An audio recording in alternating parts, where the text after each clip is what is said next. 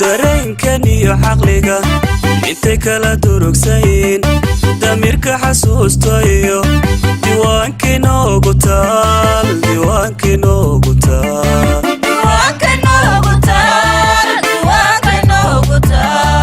Allah deeqaha baxshee dadkuna kala hooda badan inaan samir laga degdegin inaan loo dudin wax maqan wixii dihin lagu fikiro duruusta waxana baray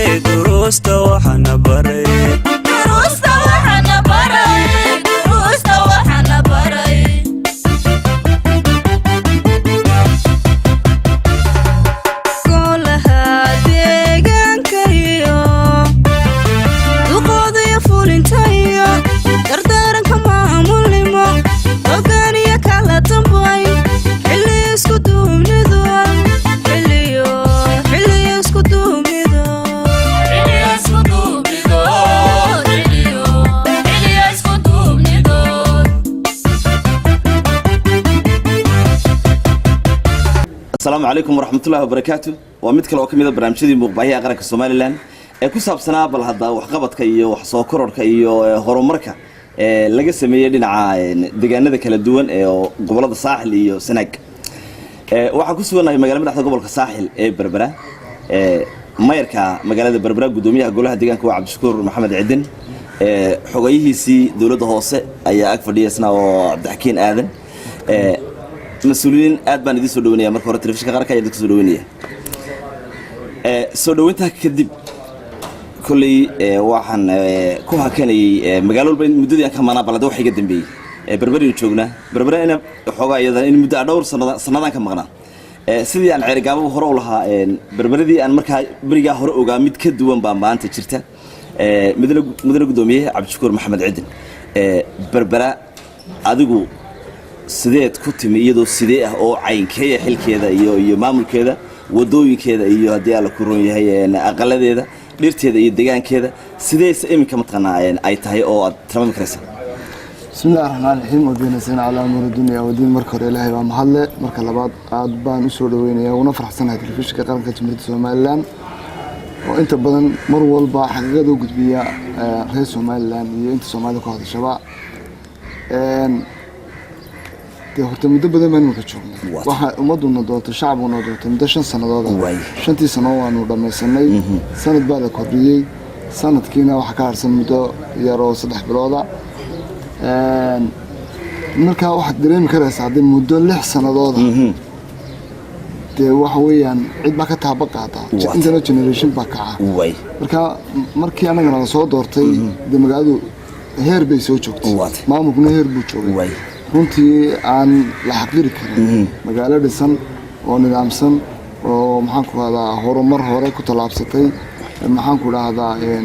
systemku uu shaqeynaa maayir kasta been soo gaarsiinay kana ila sanadoodaan joognay ayuun baan tirinaa intii aan qabanay sanad walbana si joogta ayaanu qabanay waxa laakiin aan runtii anaga farxad noo inaan systemkii hore iyo intii aan ugu nimanay naga dayacnay intii dambana soo kordhiseen ولي بعد شكر أديك عنك سيوض بربرة لأني أي بدو تشوش سموه يعني سيدي كلا ويا تررت لين عكسته ويوفي داي مقالة دي هو حناركي يعني هي الغبطن أنت كورلي أي آد ولي بقى أي أقرش استبلين كده في عيه لين عجوريين تأي لين عدولك أي لين عودوينك سيد برورتك أو كلاسيسين مقالة دو حلالها توم برهان واي توم بلانكاس أنت بدنا دوده هسير على الساعة. وي. مجالدنا ويفيد سناديه الدم بقى. وات. وحني على تسمع هذا بدن يجي جت كسر الردان مركي وقتي هو ولا جه يام شروا ولا السعودية. لكن إيه مكان دي بقص النيود هاو دوسي السعودية بقص الندم بحيوان لا صنع قنطة. وات. مركا وحنا نسمع حي هب نظام كمعمول لودتشي. structure-ka maamul loo dejiyay dhulka ayuun baan ku adkaysanaa inuu sidiisa ugu fulo oo aan inta badan wixii lehlaahda ayaa wax khariba marka Tombaland sidoo yaalo ayaan u fulinaa cidna kuma tixgelin qofna mid faqiir iyo mid taajir toona uguma dul qaadanayn sida aan u dhignay structure-ka in laga bedelo marka taas ay saamaxaysa oo waliba la daba socnaa adeegyadii hadday tahay wadooyinkii hadday tahay biyihii hadday tahay leyrkii adeegyadii asaasiga hadday tahay waxbarashadii hadday tahay caafimaadkii goob kasta ay dadku degaan waxaan ku dadaalnay inaan gaarsiino anaguna adeegyada ay dowladda xaq ugu leeyihiin cabdikariim adi xogiyii dowladda oo saatay xisaab iyo tuun iyo lacag iyo qasnad iyo waxba markaa xogayaha mataanaayeen isaga hawlihiisa noqdaan dakhligiina iyo soo xiroodkiisa iyo ku camal falkiisa waa mid caynka bismillaahir rahmaanir rahiim alxamdulillahi rabbil caalamiin horta aad mahadsan tahay xogayaha shaqadiisu dakhli iyo lacag iyo joon ma runtii marka nidaamka u shaqeyno dowlad qarankeena laga hadlayo waa mishiinka dhexe ee wareejiya weeyaan shaqada wareejiya weliba waa haddii ay isaga iyo maayarkiis fahmaan oo wada shaqeyn yeeshaan taasi waa taa runtii marka laga hadlo dowladda hoose guud ahaan dakhliga dowladda hoose sanadba sanadka ka dambeeya u kordhaa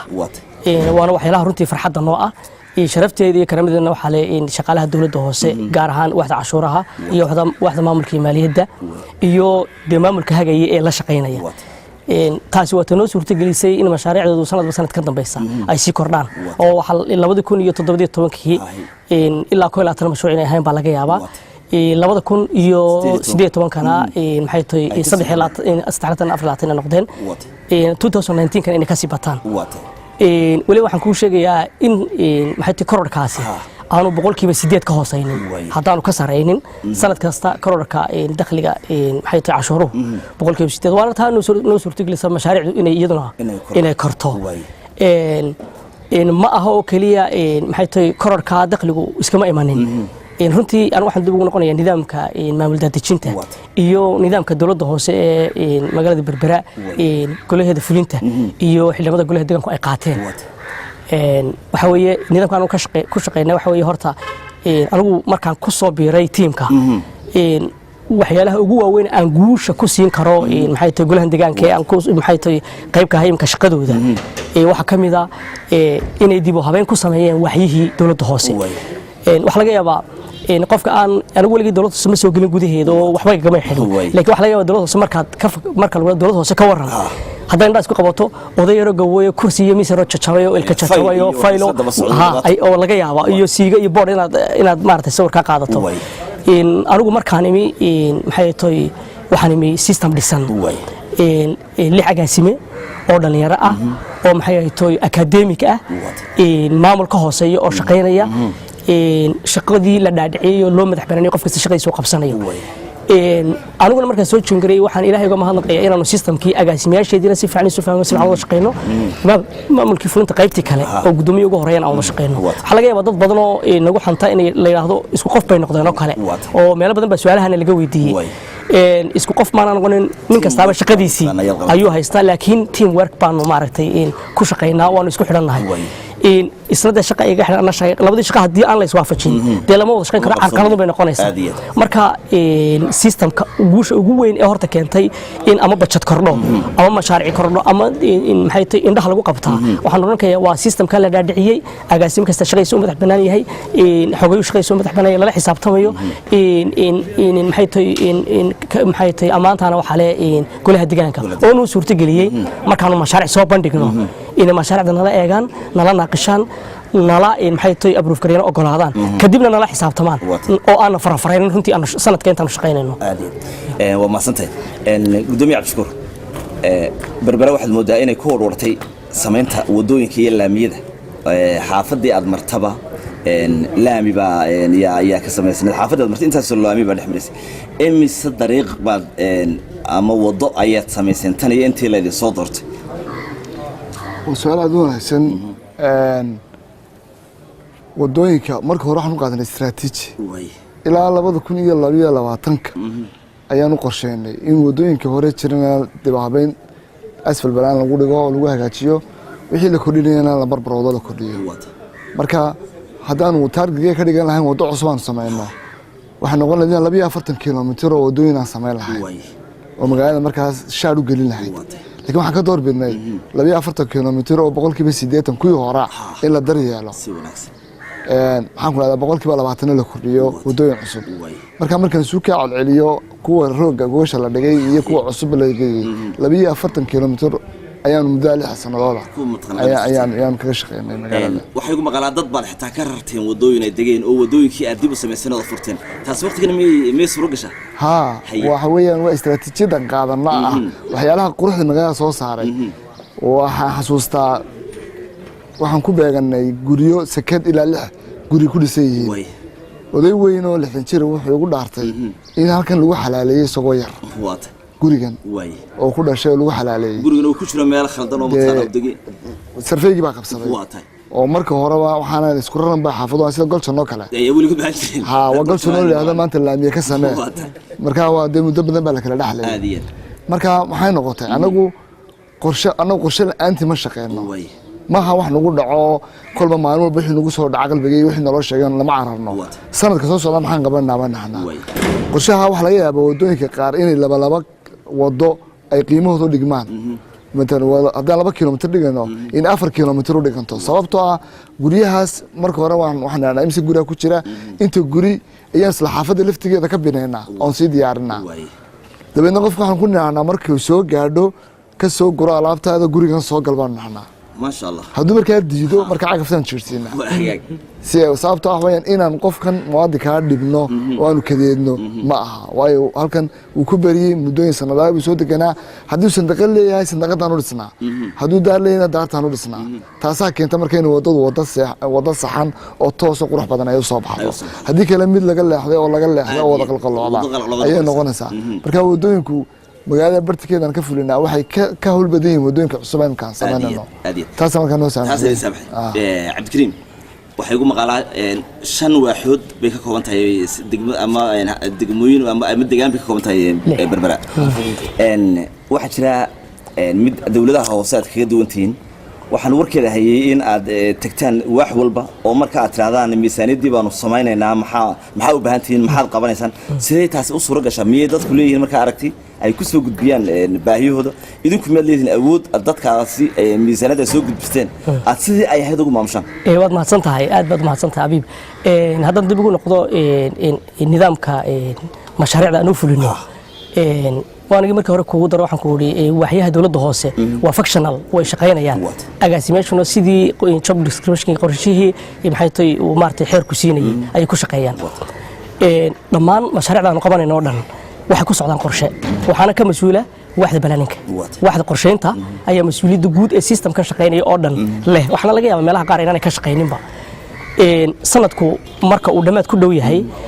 waaxda waxa kamid ah shaqooyinkeeda inay maxay tahay evaluation ku sameeyso mashaariicdii sanadkan soconayay ee dhamaanayay inta hadhay iyo maxay tahay waxyaha ay ku hadheen iyo inay maamulka kala xisaabtanto oo dhameystirto iyo inay diyaariso mashaariicdii sanadkaas soo socda misal bisha 10aad baan bilownaa Berbera waxa ka jira 5 xaafadood 5 xaafadood waxay leeyihiin 5 santar oo dhameystiran iyo gudiyo dhameystiran oo dhamaantood hoos yimaada dawladda hoose iyaguna fulin leh 5 xubnood oo fulina gudida qaar dhowr 20 bay ka kabnayaan 20 xaafada balaadhkeedan bay ku xidhan tahay laakiin waa xaafado waa gudiyo shaqeynaya iyo xafiisyo shaqeynaya waxyaalaha waxaan markaa la sameeyaa waaxdaasi waxay sameysaa marka hore xaafad baa wala kulantaa xaafada baahiyaheeda asaasiga ka soo qaataa marka dambena xaafadahoo dhan baa la isugu keenaa shir baan isugu halkan aan fudhino hoolka xagga sare wixii halka ka soo baxa ayaa hadana fulinta la soo hordhiga markaasoo anaguna naaqashna ama wax ku sii darna sida inta badan ba dhacda oo sanadkan ba dhacday inta markaa sameeyno ayaan hadana maxay tahay golaha deegaanka loo gudbiyaa taasi waa ta keentay in mashruucani uu hirgalo waa waxyaalaha sababaya wadada nimka gudoomiyuhu wadooyinkan uu ka sheekeynayo kale iminka labada wado u dambeysay midna iminkaan xariga ka jarnay labana gacanta lagu hayo xaafidii wani qadiimka ahaa ee Burca Sheekh iyo wada jir bay dhex mareen oo dhambaleen qorshihii 2017 markii ay diinka la sameeyay baa la diyaariyay waa ta keentay in guriyo aanu naqaano inta guriyo la duminayo gudidu ay qayb ka qaadato in dadka la soo hadasho oo waxa weeyaan de kunkiga qof baa laga yaabaa inuu ka hor yimaado laakiin gudida la soo hadasha iyaga ka soo dhaadhiciya iyaga nala baara xataa meelaha aanu uga iibinayno guriyaha ileen magaalada gudaheeda weeyaan joogan iska baranimo jiraan marka qorshayaasheeda oo dhan waxyaalaha inta badan u hirgalaan waa qorshayaal ka yimaada bulshada waliba waanu saxaafada inuu marxaati gelinayo marka aanu dhameystirno 5tii gudi iyo dadweynaha reer Berbera halka isugu keenay waxaan ognaa wixii idinku dalbateen waxa ma yihiin markay qiraan in haddii duplicate ka jiraan waan ka saarnaa haddii kalena kuwa ay ilaaween haday ku jiraan imka berbero kale 2-3 mashruuc oo aanay xaafaduhu soo bandhigin oo wadada maxay tahay imka batala tagta oo kale Mansoor tagta ay kamid tahay ayaan 2019 ku darnay oo aan xaafada ka iman marka waxay noogu suurta gashaa dadweynaha reer berbera iyo xaafadihii iyo dawladda hoose wada shaqeynaya gudoomiye Cabdi Shukri degmada la yiraahdo Burca Sheekh wadooyin aad ka sameyseen wada laamiya ku dhac fara badan bay u baahnayd baa leeyahay sida ay tahay ma garanayo maxaa dhibeedii ka soo gaadhay sida sayid ugu banaaday halka aan horta su'aasha hore yara kabo hogayaha marka hore awood ma u leedihiin inay u bandhigtaan dadka su'aasha sababteedu waxa dawladda hoose degmadu waxay awood u leedahay haddii 10 bilyan oo shilin Soomaaliland qorshaha sanadka horumarinta ugu jiro 10 bilyan transparent si clearly baa loogu gudbiyaa way xaafadan 5 xaafadood waxaan ku sameeynay research waxaan ku sameeynay inaan xog ka ururino waxaan naqana xaafad walba population ku nool xaafada Burca Sheekh baa ugu badan magaalada haddii xaafada 8 kun ku nooshay xaafadana 3 kun ku nooshay isku si uga wada faa'iideysanaya mashaariicda marka qorshaha ugu talagalay waxaan xaafada Burca Sheekh waxaan u haynaa 3 bilyan ama 4 bilyan baan u haynaa oo shilin Soomaaliland marka maxaa kugu dhib badan aad u baahan tahay marka xagga dawladda iskuuli waa run wana waxa opposite ku ah selectionka dadweynaha waanigi kaga caawinay sanadkan 2019 miisaaniyada sameynay ayaan ku cabanay waxaan niri waxaana dhaliila ama namaaga aqoonyahan siyaasi iyo qof mutacalina marka ala dooranaya mashaariicdana ma yimaadaan goobaha goobta wax lagu dooranayo ee aqoonta leh marka dambe meelaha yiraahdo sidan marka waxaan tixgelinaa bulshada u baahan marka ayagu waxay dooranayaan waa wadooyin waa caafimaad waa hooyinta u muuqata weey marka waxa jiro kale lacagtan dadku iyaga iskale haddii dadku ay u fakaraan in dhaqaalaha loo abuuro la kobciyo sanadkiiba magaalada maxaan ku raahdaa 100 inanoo dhalinyaro maanta loo sameeyo fursad shaqo abuuro maxaan ku raahdaa maalgelin loo sameeyo la siiyo dawladda hoose ay kobciso walaal sanadkan wadooyinkii waynu dhameynay aynu arday soddon inaan jaamacad dibadda u dirano waa wax la doonayo lagu hirto marka xagga taasi wali weyn tabeynaayo xagga dadweynaha kama timaado selectionkii aanu doonaynay marka qaybta wixii ay iyagu soo jeediyaan waanu qaadanaa intii aanu kaabeynana waan ku kaabnaa sida xoogay sheegay in wadooyinka noocaas wadnaha ana la saaro maxaan ku raahdaa asfal balaanka la saaro marka uu soo noqdo Burca Sheekh imika taanu fulinay waxa nagaga xanuun badan taanu ugu darna qorshaha 19 tii war 1 kilomitir u baahan tan waa 1 kilomitir iyo badh boqolleyda ugu badan waxaad sawirataa marka Burca Sheekh taagan tahay adigu Hargeysa ka timi golchana sawiro marka waxaan doonaynaa wada cadaysa inay meeshan xaafad tahay oo adeegyadu dabdamisku gaari karo caafimaadku gaari karo maxaan ku raahdaa iyagu looga gurman karo haddii Ilaahay naguma keenay wax dhacaan ya nabadgelyo hadda wax ka dhacaan wax laga qaban karo maadaama sidan deesu tahay wada halbowlaa inaan hadna ka dhex saarno mar kale marka horta mar haddaanu qorsheyno qorshaha ku darno qorshahaas intaan mid 3 bilood ka hor markii bisha lixaad bay leeyihiin waxa la bilaabay bisha 3 baa si bilaabaya gudida xaafadda la shiraya ciiday saameysay baa gurigii loo tagayaa waa loo sheegay waxa la leeyahay wadada halkan ay maraysaa way ku qabsatay marka waxaan runtii u mahad celinayaa dadweynaha reer Berbera oo runtii aan oran karo waa dad xadaariyina waa dad u bisil dawladnimada waa dad jecel marka wuxuu soo jeeso anagu waxaan ka ilaalinaa inaan ku tacadino aan dulmino aan burburinade ilaa min qofka muwaadinka ma aha in cagaf iska geliso aad burburisa maaha hadduu marka hore si khaldan u degay waanaad bayrisaa haddii aanu khalad u degin ay qabsatayna waa inaad isna bayrisaa marka 3 bilood ka hor baan ka sii shaqeynaa wadadaas iyadoo noo cleara waan buuqii qeylatoon jirin marka dambana goor raali ku ah gurigiisa uu qofka horeeya ee dumiye u noqdaa marka deha waxay u baahan tahay inaad bulshada isku xirnaataan hadana bulshada isku xirnaan noo suurtagelin ma ciidan ka haysanay iyo dawladda xoog badan noo suurtagelayso haddii xitaa ay dhacdana waa cawaaqib xumo reebaysaa qofkii markuu ku arko kuma niyo samaanay kuma jeclaanayo marka waxa weeyaan ummadii dadkan dooratay ee bulshadan dooratay labadiiba waan isugu wadnaa in nidaamkana shaqeeyo oo aan laga leexleexanin يا ونقفل اللي يقولها لجلين يسجن وحو الرئيس وياشي إن لقى شيء ساسا مركز نص تجلنا ساعة تضمن إن شاء الله نقول غيب جلد إن شاء الله أدبر مستقدمي ددوينها وحصاد دورته قبل الله يدقموي كمركز ورئيسته waxay khaatiyaan bilaa ka istaageen dadkii ay soo doorteen waxa la yiraahdaa in golayaasha deegaanka ama 25 bay noqdaan ama 22 ama 17 waxa la waa 22 maayar ama waa 25 maayar ama waa 17 adeenu farta matqaana yaani ku kala arsan weyna baa la oo maamuska qaadid iyo gudoomiyaha maanta matqaana la ridaya iyo arrimo noocaas ah waqti fara badan kulma isleedihiin taasi kulliba wax yeelayahay idinku seeb ma ka xoroodin oo taa ma ka korteen kulaha deegaanka degmada Berbera markuu soo baxay isla markuu soo baxay buu ciyaarta dhamaystay wuxuu ku soo baxay game adag oo aad u adag oo bulshaduna dhinac ka ahayd marka markuu guuleystay game-ka markii lagu kala guuleystay ayay u suurta gashay Berbera inaanay noqonin meel lagu soo noqdo waxaana oran karaa waxa saamaxay waxay doorteen iday u arkayeen in markaa ay wada karto ilaahay wuxuu noo sakhiray inaanu helno golo deegaan oo caafimaad qaba oo dantiisa shakhsi ka horreysay danta dadkii soo doortay marka tan kaga duwanahay oran karno wax golayaasha kale ka duwanahay waxa weeyaan golaha deegaanka wuxuu u shaqeeyaa sidii loo doortay nidaamkii loo doortay ma arkaysid xildhibaan golaha deegaanka oo Berbera ah oo faragelin ku haya nidaamka fulinta waa golo deegaan iyo fulin baan kala nahay anigu golaha deegaanka laba xil baan haystaa marna waxaan gudoomiyaha golaha deegaanka marna waxaan ahay gudoomiyihii degmada ha marka fulin bay ii doorteen anigii ku xigeenka xogayuhuna waa xogayii fulinteeda oo hoose xogayuhu kuma farageliyaan xildhibaanadu kuma qabsan shaqadiisa qof shaqaalada oo hoose oo ay dhici karto ama ay dhacdayba ma jirto marka taas caafimaadka keentay in bulshada Berbera ay hesho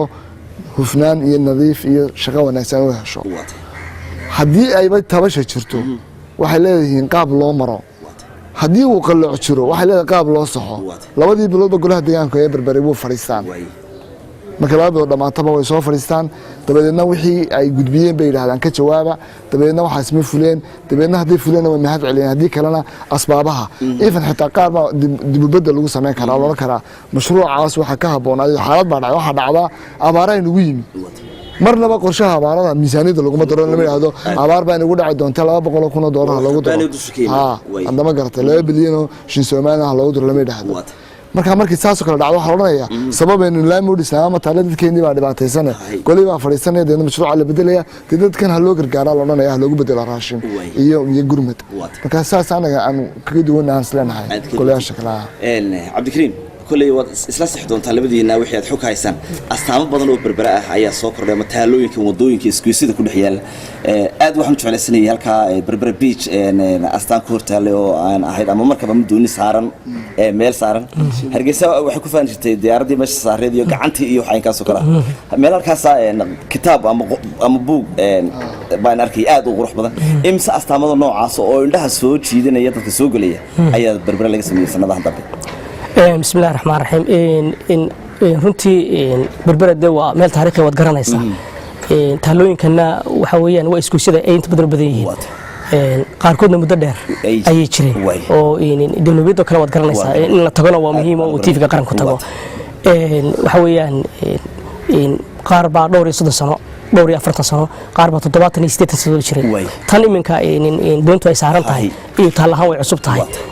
وانا تالوينka maxay tahay isku sida dawladda hoose ay ugu talagashay mas'uulka ka tahay marka maadaama aynu xeeb ku naalo waa taariikh ahaan in la arko doontii iyo badii ayaa ka muuqata marka taasa jirta mid magaalada bartankeeda ay jirto ciigadeen ku hortaalo iyo taala saldhig hortiisa way ku taala taa kitaabka oo runtii halka marka la gaaro caanteynada la oran jiray way fogeydba oo dadku way u lugeyn jireen magaalada ma ahayn laakiin marka dhalinyarada dambe oo dhami waxay u taqaanaa kitaabka u taqaanaa taas way cusub tahay oo intii golaha deegaanka joogeen ayaanu sameeyay dhawaan baanu sameeyay 2 sano gudahood marka 6 way gaarayaan gudoomiyaha Cabdishakuur Maxamed Ciid marka dawladaha hoose iyo waxa dadku ay xamanayaan waxa la yiraahdaa nimanka mas'uuliyiintii marka qof dawladda dhexe ay wax soo qorto ama qof meel kala soo maray rubuc la siinayo nus kiilo ama kiilo baa way qaataan iyaguna mas'uuliyiintuna ma taqaanaa way dhex raacsadaan ama wax yar marka bixin iyaguna wax weyn bay yeeshaanoo kulli sheer ka maqnaadaba leeyahay maxaad kaga joobaysaa su'aasha يقل سانو قلو ما دولبا ما لعق لا سينيا شركات با ما قندراس با بزنس ku jiro ama dhul ha noqoto ama qandaraas ha noqoto ama kulli wax ka soo baxaya iyaga markaad eegto kulli halka ku raxoon saanu waxaan dhulun ka hadla sidee way horta barbariyo waxaan ilaahay ugu mahad celinayaa sida Hargeysa loo iibiyay guryaheeda looma iibinin dantii guud tasarrufka dawladda dhexeena madaxweynaha doo sareeya madaxweynaha qaranku markuu warqad soo qoro specific qofku uu soo qoraa anaga toos nooguma soo qore wasiirka hawlaha guud buu qoraa wasiirka hawlaha guud markuu qorana wuxuu soo qoraa maayirka degmadu soo qoraa wax alla waxaan ka bedeli karnay wax shuruudaan ku xidhi karnaa anaga waxaan noo imanayaa warqad madaxweynihii uu ku amriyay wasiirka iyo wasiirka warqadiisii markuu intaa noola yimaado sabab alaali sabab wax laga qaadi karaa waa ma jirto oo ama musuqmaasuq loogu bareeri karaa ma jirto in wax soo maray nidaamkiisii wax la kala googooyo wax la kala qurbana ma laha waa magaalada qura ee dalkan ku taala ee dhulkeeda hoose bixiso marka haddii dhulkii bixinayso dee sabab ay u ilaaso mid kale dhulkiisa maba taalo marka waxaan jeclaan lahay waxaan ugu cadeeyay hadda wax dareen noo hayso inta bulshada hor fadhiisanaana noo sheego nagu cadee bal wax taada kaasa dhacday marka waxaan jeclaan lahaa hadii adiga kulli Hargeysa ka timiyay inaad waxa dareen ka Hargeysa lagu hayo taado wararkaasaba taas wadikii 100% qaad may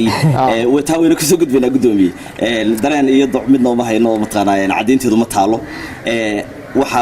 nagu maqaalaa wararka dawladaha hoose ee kaga duwantiin sida gudoomiye xusuusiyay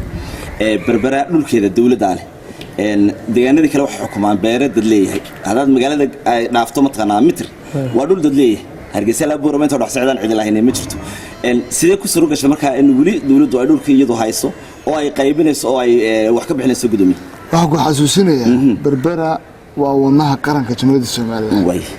qof bin aadamka haduu uu istaago ma sii noolaado dalka dhan ba halka dhaqdhaqaaqda waa halkan waan ka berbera waa dad dawladnimada oo qol way oo ilbaha oo aan suurtagal ka ahayn ya imika waxa ii soo gashay iyadoo bulsho badan ka taagan tahay bulshada dhan waxay cabanaysay waxa ahaayeen dadkii ku jiray dawladda guriyaha dawladda waxay u soo mareen nidaamkii inay halkan inta ma dhacayso inta qori soo qaato inay kala haga qaad aniga gobolada kale laakiin halkan waxa maraya raydkii inuu cawdo oo tago maamulkiisa marka waxa ku suurta gashay marka koobaad dadka reer berbera waxay kala garanayaan waxaan dawladda adigu ma lihid dekada dawladda waa national ummadda oo dhan baa reer Soomaaliland baa reer berbera ma la qofna ma laha haamahan saas leeg weey waliba iyaga ugu damaqsho badan oo u cawda marka haddaan si kale u dhigo marka koowaad meeshu waa xeeb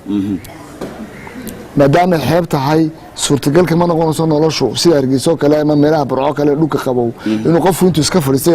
awgeeba kan beer ku lahaan jiray way jiraan beeruhu laakiin waa meelaha durdurada ee magaalada hareeraheeda ku yaala la yaqaan weligeed soo jiraan ka halkaana de waa beero wax soo saar marka waxa inta badan maamuladii Soomaaliland u kala dambeeyay laga soo bilaabo waxa jiraan cigaal ya intii ka dambeysay waxa lagu seefgareeyay maadaama magaaladu kooban tahay sida marka koonfur u dhaqaaqdo dhinac kasta uga dhaqaaqo buur baa soo celisa bari iyo galbeed u baxda dhinac walba dawladdu waxay ku sartirtay diirata madaxweynaha ku xidhan waxa la yiraahdaa waa free zonki waa maxjarkii waa xero ciidan saas oo xidhan wadantii guudo oo 1 kiiloomitir raac imka Hargeysa marka soo helaysi 10 kiiloomitir dawladdu leedahay degmo soo helaysi Muqdisho xidhan baad ka soo helay 10 kiiloomitir oo xidhan dawladda oo 10 kiiloomitir dawladda iskala marka sidaas ay ku suurta gashay dadka oo dawladda iyo nidaamka jecel inay faraha ka laabtaan inay wixii umada ka dhaxeeyay gaargaar u qaabtaan imigooda artoode wuxuu leeyahay beer 5 kiiloomitir anaga iskala u geeyay baahida ay qorsheey buu ku leeyahay isagana nashqadiisii haysta dawladdu ma ayna ku egtamayna ka qaadaalay taado isagana wax macquul ah ka siiso halku soo dawladda 100% ka siinayo 100% siinayo isaga 100% la tala siyaabaha oo 8 kan umada dad loogu adeego lagu shaqeeyo taas xogayadoodas cabdikariim waad ka yar jeeb rawnadeen maayarada degmooyinka intooda badan oo dekad baa lahaydeen oo malaha kabis waxba aad ka heli jirteen dekadii way heer kale oo qaran bay u guurto waa tii DB way la yidhi arrimaha ma waxbaad ku weydeen jeebkiini ma waxoogaba hoos uga dhacay masuuli waladintii bismillaahir rahmaanir rahiim horta arinta berberi inay dekada lacag ka hesho way soo noqon kartaa meediyahana meelo badan bay ay gashay horta waxaan doonaynaa dadweynaha reer Soomaaliland guud ahaan inaan u sheegno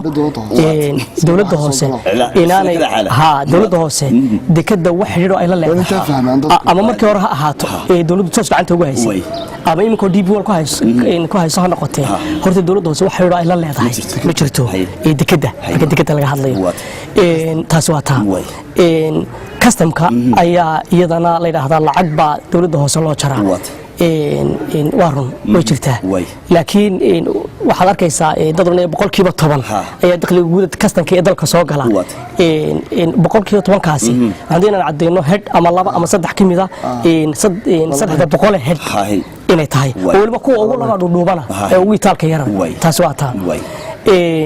waxaan meelahan ugu dakhliga ka helo hadaan idin sheegno dhulka ugu horeeya maadaama dawladii ay dhulka gacanta ku hayso dawladda hoose ay bixinayso cashuurta iyo dakhliga dhulka naga soo gala weeyaan kan laga hadlaya waxa kale oo maxay taa ururinaa anagu senti nagama dhul dhaco waxa laga yaabaa in dad meelaha ka cabanaya la arko leeyahay ama gaari baa lacag laga qaadaya meel lagu xidhay ama biyo meel lagu daadiyay kadeedka soo haysta social media ganaxyada qofna ma dhaafno marka dekada iyada shaqo kuma lihin dakhliguna wuxuu ka yimaadaa oon waa dhulka iyo maxay tahay cashuurihii oonu anigu magaalo yar oo kooban baanu nahay malaha oo dee waanu ka adagnay guryahan way noo tirsan yihiin marka dee dakhligu mana dhaafin waxaad ku daraysaa waxaan ku darayaa halkaa aan ku sii yar ballaarinaya oo in dadka bulshada ay fahanto waayo minka berbero kaliya nama daawanayso ma doona meena daawanaysaa dalku gobol kastaaba wuxuu leeyahay kastan kastankaana degmada wixii ka soo baxa waxay ku leedahay percentage marka horta degmo aan kastan lahayn ma jirto marka waxaan leenahay kuwan odhanaya waxaan dhahnaa wuxuu ilaahayna siiyey baanu hayayeynaa alxamdulilah nacna waxaanu doonaynaa degmooyinku sidaan miisaaniyadeeda u soo bandhigno ilaa waa transparent inay u soo bandhigaan anagu dakhligu meeluhu naga soo galo baanu cadeynaa u sheegnaa miisaaniyaddu intay tahayna waanu sheegnaa dadka tiro ahaan sanad walba waxa kaloo sheegnaa maxaan ku dhahdaa waxaan ku qabanayna waxaas wax kastoo noqonayso hirka wax kastoo ka noqonayso ayaanu ka sheegnaa marka waxaan leenahay kastanka maroodi jeex iyo kastanka burco iyo kastanka laascaanood iyo weliba laascaanood yaanan hafrine waxa la yidhahdaa wax laga qaadaa wax yaroo aan hadda ma garatay waa waxyaalaha ay u baahan tahay laascaanood in boqolkiiba boqol wixii la siiyo si ay degmada ugu horumarto marka annaga haddii aan kuu soo koobo degmada gabiley iyo degmada berbera wuxuu ilaahay siiyey jaanis midna waxa ku taalla berbera oo dekadii baa ku taalla midna kastankii weynaa baa ku yaala waxay ugu badanee Itoobiya gelaya ama ka soo baxaya ayaa soo mara marka waxaan leenahay kastanka isku sii un baan wax ka qaadanaa ninka hashiisu inuu daranto bismillah yidhaahdo kulle baa waa la kala caana badan yahay laakiin si gaar oo aan kaga duwanay dowladaha hoose habeeraatay ma jirto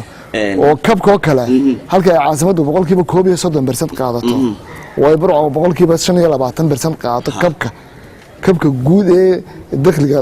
looga jaro dowladda 12.5 ka looga jaro berberi boqolkiiba 8 degmo loo sii qaybiyo ayaanu qaadanaa marka haddii kale weyn anaguna soo galnaa raasheedii oo aanu nimaadnaa marka waxaan ku soo ururinaynaa uun cashuuraha waa la qaadaa degmo kastaana way qaadataa dee wixeedana ha urursato cashuurta ka dayacan bulshadeena dib ha ugu celiso hana soo bandhigto hayso mudane gudoomiye waxaad soo fadhiisataa makhaayadaha laga shaahaynayo magaalada waa iska dhex lugaysa oo askarku daba socoto maan arkaynin muddadii muuqatay miyana dhicin weli meel budyar lagala soo tiigsado mutaanaa dawladaha hoose way dhib badihiin way dagaal badihiin marna ka qabta maayarkii bakoorada ku dhacay bud ku dhacay ma leeyiyo mutaanaa arrintaas ma dareenta wallaahi waxaan aad ugu farxo ay ka mid tahay waxaan isleeyahay waxaan ku badbaadnaa waa cadaaladda qofka anagu waxaan nahay malaha dowladaha hoose ee shaqada joogtada u qabta maalin laanu qabanaa maalin aan qof xidhin ma jiro maalin aan meel duminni ma jirto maalin aan sees cagaf gelin sees dhan oo 200 mitir ayaan cagaf soo gelinaa soo laabnaa guryo dhan oo sharci darro wada sabaan duminaa qofka markaana dulmiin waad ka nabadgelaysaa laakiin haddaad dulmido magaalada nabadgelyo ku marmaysa sababta noo saamaxday waxa weeye anagu waxaan ku farsanahay bulshada iyadoona jecel bayna dooratay sabab bulshadiina jecelayd sare noo qaadaysay haddana istaaf nooga ilaaliya ma jirto waanu la quraacnaa waan la qadaynaa waan la cashaynaa duruuftooda waa dhegeysanaa gobol baan ku dhegeysanaa masaajidadaan kula tukanaa ciidana gaadhagama hayso askariga waxaan ku nahnaa xafiiska dowladdu ay leedahay hortiisa jooga ilaali laakiin anaga hana ilaalin nadaa waayo haddaan anigu aan aamin noqon waayo dee dadkaygana ma maamuli karo marka alxamdulilah waxaan ku faraxsannahay iyadoo ay dhacday in badan iyadoo askartayda la laayay oo ay dhacday askartayda inta la laayay ayaana aanan dhacin aniga in wax lagu dhufto waayo xitaa dhaqan ahaan dadkeenu dee mageyda la yidhahdaa ninka mas-uulka ahi waa mageyda wey maaha ninkii aad feerkii gacanta isku celinaysaan maaha waa xasaanad baad siisay adigaa siiya xasaanadda xasaanadii aad siisay buu ku badbaadayaa marka waxaa dhacday waqtiyada qaar dadku cadhoodaanoo dee mararka qaar aan fulin badan baanu gelnaa maxkamaddu waxay tahdaa meelay 10 sannadood fulin kari wadaa fuliya waanu jiirnaa waan fulinaa deedna qof gadoodsan baa kusoo gelaya isagoo askariga dilaya ayaan farna taabsiina annaga marka ilaahay baan ugu mahad celiyaynaa waxaana isle waxaa ku badbaadeen waydaan dulmiyin dadkan ayaan isleenahay gudoomiye saaka waqtigii jblgii aad wada joogteen oday gaboobay oo indhala iyo islaantiisii oo malaha iyana gabooday iyo ku yaroo gacan tahay ayaa ku soo tiigsanayo cabdishakuur taabsiye cabdishakuur iga sumabula muxuu doonaya ninkaasi ma la kulantay haa weliba hadalkiisu wuxuu u dhacayay waxaan kaa waayay xafiiskii waan isu taagay waan la ballamay kolley bulshadii aan aqaanay magaalada ee joogtada igu iman jirtaan xiriirka lahay amaan ku naqaanagu xitaa waxaan naqaanaa waxaa noo diiwaan gashan baahidu ma dhammaato baahida qofka koobaad iyo ka labaad ka saddexaad ka afraad ilaa baahidu anay soo gaadhaa ka ugu laba magaalada marka dadkii aan la kulmi jirin horta ma ahayn laakiin hadalkiisa waxaan ka dareemay labada qofba inay yidhaahdeen waxaanu kaa weynay xafiiskii labada maalmood waxaan ku mashquulsanaa mashruuca mashaariicdan loo socday iyo howlahan iyo dhiijiyadii iyo maayaradii joogay magaalada marka sidii baan ula hadlay waxaan ku wixii wixii aad u baahan tahay ila waftigii baan wadaay xafiiskii u kaalay markaa insha Allah waan kulmi doonaa ballamaan sameeyay waa soo gabagabeynaya khayr Allah ku siiyo xogay mashaariicda 2019 ma idinka dhantahay oo qoraaladeeda iyo wixii madaxan xiriin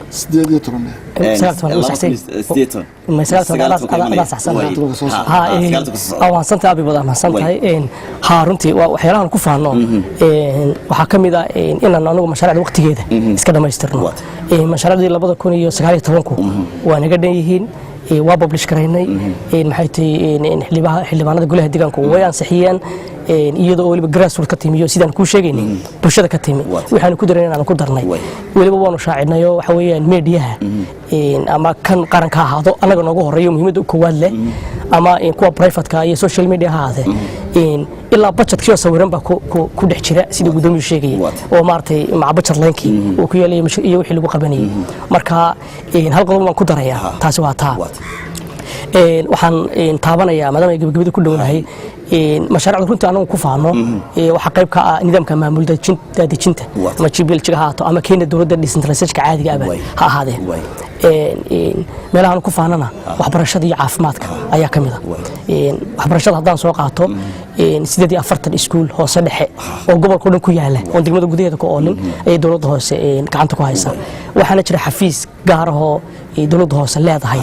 iyo shaqaale gaar ah oo waaxda arrimaha bulshada ka tirsan oo gacanta ku haya oo gaadiid leh ilaa kuwa four wheel drive oo looga baxo hay'ada looga baxo oo dhaqaaqa uun marka loo baxayo kormeer iyo kuwa gudaha laga shaqeeyo 200 iyo dheeraad macallin iyo 170 ama in ka badan oo subordinate staffana gunooyin baanu siinaa taas waxay noo suurto gelisay inaanu qayb ka ahaano waxbarashadii asaasiga ahayd maartay hoose dhexe sida nidaamku sheegayo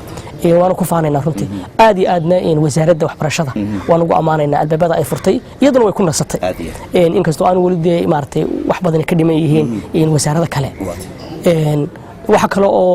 aanu qabanaa shaqooyin badan oo ka mid ah waxbarashada oo aan mandate-kayga ku jirin oo misal sida dugsiyada oo kale mandate-kii kuma jirto haddana maxay tahay maanta waxaanu booqanaynaa aan jilbiyeelka tusaynay dugsi hoose dhexe oo aanu xaafadda magaalada cusub ee Finland la yiraahdo aanu ka dhisnay weliba maadaama aan wasaaraddu u haynin budget si uu iskuulku u shaqeeyo macallimiintii aanu anagu iyadoo oo siyaasadii wasaaradda ay marayaan anagu macallimiintii qornayo lacagtii iyo mushaharkii anagu aanu siinayno ardayna ay maanta dhiganaysay waxa kale oo aanu iyadana gacan weyn siinaa waxbarashada sare waxaan filayaa inaan nahay dawladda hoose kaliya in ka badan 200 oo arday haddana 300 ba iminka gaaraynin gudoomiyaha saxiidan waxaan ka tagay jaamacada aan ka bixino taasina culays badan bay anaga nagu tahay ka bajad ahaan iyo ka dawladaha hoose ahaanba haddana targetkaygiina kamid duwine maxay tahay waan baritaarna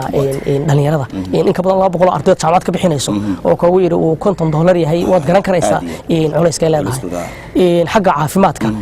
way kala horeen waxbarashadii caafimaadku gadaal baa laga soo daayay maxay tahay wasiir xagla tooseen aad iyo aad ugu mahadnaqaynaa bilowgii oo nala qaatay go'aanka isagoon inuu soo dhaadhiciyo inuu xoogay deegaanka caafimaadka waxaanu gacanta ku haynaa ilaa 5 MCH oo waliba aad soo booqan kartaan siyaasadda wasaaradda iyo dowladda dhexe ayaa lagu dhaqaa laakiin haddana dhulka iyo dhismihiisa iyo dawada iyo shaqaalaha iyo sababta staafka iyo dhiraynta actually waan sheegno magaalada meel kasta in la dhireeyo marka shaqo qabanayso inta dawladda hoose ayaa gacanta ku haysa way abshuur ma xad ku darleenta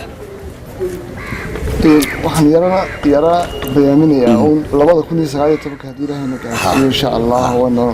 ku gaarno iyo nolol kama fakarino ama kama warwarino qorshihii aan dhignay ma fulaya waxaan ka warwareynaa budgetkii oo daraskii miisaaniyadda sameynay inaan taariikh cashuurihii sanad walba waan kordhinaa saa wuxuu sheegay 8% ilaa 11% ayaan kordhinaa marka waxaan focuskaygu yahay inaan dakhliga helno si uu bille waayo maalin loo soo dhaca dakhligu deedna billow noqdaa marka maadaama maalin walba soo dhacayo dakhliga maalin la abad ku xisaabtamaysaa percentage-kii aad ku dhisay ma ku jiraa haddii aanu ku jirin waxa suurtagal ah ama waxa hubaalba inaan la qabaneyn mashruuca marka ana focuskaygu ma aha waan qabanaynaa way noo qorshaysan tahay waan diyaarsanaa waa inaanu target gareynaa oo dadkeena fahansiinaa runtii aad ugu mahad celinayo dadka reer Berbera waan hore cashuurta u bixin jirin laakiin golahan deegaanku yimi guri walba iyo bakhaar walba iyo dukaan walba waan ka qaadnaa cashuurta si wanaagsan bay cashuurta u bixiyaan waana tasaabtay qofku markuu arko inaad adeegayso wax u qabanayso oo u shaqeynayso isna uu bixinaya wixii ku baaqday marka anigu aad ugu mahad celinaya waxa weeyaan waxaan oo qorshaysan 2019 inaanu focus gareeno ilaahi dakhliga aan ka kordhinaynay iyo inaan dakhligayga aanu si laban waa soo gabagabanay gudoomiye laba su'aalood gaaban baan adiga gaar ku weydiinay adigoo beeraleeya oo arka biyo goora waxay ugu damisay hadii la koro yahay tamaandhada iyo kaabashka iyo saladku ay naga soo baxo miyaad haleeli wada beerta iyo hawleedo xagga siyaasadda iyo dawladda hoose iyo madaxnimada dadkooda waxaan jeclaan lahaa inaad booqato biyo goora reerkaygii miyiga iyo beertii inaad booqato runtii aad u jeclaan lahaa waxa laga yaabaa inaad gabadha daad tagto inaanay fahmin inuu ninkeedu yahay maayar carruurtu inaanay aqoon inuu yahay maayar way beertii ka shaqeynayaan wali beertii joogaan marka haddii ku suurta gasho waad eegi doontaa beertina way beeran tahay waana laga shaqeeyaa oo si fiican bay insha Allah kumaanayla noloshayda baaba reerkii carruurtii baaba joogaan marka way ta u dambaysa gudoomiye ta u dambaysa Berbera waa xeeb halka waxa xafiiskaaga waxa u dhow badii imsa nooc oo kalluun ayuu badda kala soo baxayo Berbera hadii cuntadeeda loo baahdo ama casha noqoto ama qadaha noqoto laga soo helay wallahi waa sir aan u baahnayn in loo sheego bulshadeena sababta adduunka marka inagu waxaan inta hore fadhiisanaysaa qada kalluun ay keen deena kalluunku nooc doon ku soo dhigayaa laakiin adduunka lagama yaqaano kalluunku variety buu leeyahay ama wuxuu leeyahay noocyo marka waxa laga yaabaa hal kalluun nooca dalbata inuu $30 yahay qadadiisu marka waa nimcaynoo taala hay in iska sheegno ma aha hadaynu sheegno dadka reer Berbera way xushaano way yaqaanaan marka ka wanaagsan marka waxa weeyaan inaan u sheegno waxa dhowto waxa naga baahaysaa qadad siman oo kalluun dadku bulshadooda cunto إلا وايو ها مركا إن دوب كاكو عنو أي نوع ناس هذين ويمك قيبي سكر شغنو وانتمت كي شغنو محاكو هذا سماتي شغنو ديرجي شغنو محاكو هذا باخدي شغنو محاكو هذا بيات كي شغنو كلون كي كلمدي وناس هذين شغنو المتصالح كل مكان كله باخدو كلام وكلو يرين تنلأ حتى لفتي سما وضرام سنة ساعة وإحنا قاعدين لفت السكيل عليه وبرده كلهم ها وبرده إحنا قاعدين لفت لقى سعر كلهم لقى سكوا قبلنا سامر كده لقوا كريو لقوا شيلو مع السكوا الحرام سامر مع الماضي هذا ركزوا ولفتي سيب لقى سعر مالك قبطان لهاي مركب وين معي لهاي لكن إنه شيء waxaan ku boorinayaa dadkaygu waliba reer berbera waxay ahaan jireen dad dalneeya oo waliba badda ku nool bay ahaan jireen way noo shaqo ka kacday marka waxaan leeyahay war dadka wixii dan yara hoose iyo kiiladanba badda nimca inoo taaleeyahay nimca fadhida nimcada ugu badan inoo taala badda ha lagu dareero haddaad imika subaxaad duubto banaanku sidaa wareeyahay oo magaran samaha nuuciisa aad ku arkaysaa marka aad iyo aad baan idinku mahad celinayaa maayarka magaalada Berbera Cabdishakuur Maxamed Cidin iyo xogayaha dawladda hoose Cabdikariim Maadan waqti aad ay hurteen oo fara badan oo jirta insha Allah inta ay ka badan waan isku iman doonaa aad iyo aad baan idinku mahad celinayaa waraysi aan kala joogsi lahayn oo aad muqbayaha qaranka Soomaaliland oo ogolaateen aad baad mahadsantihiin ومحسيتي في قرنكم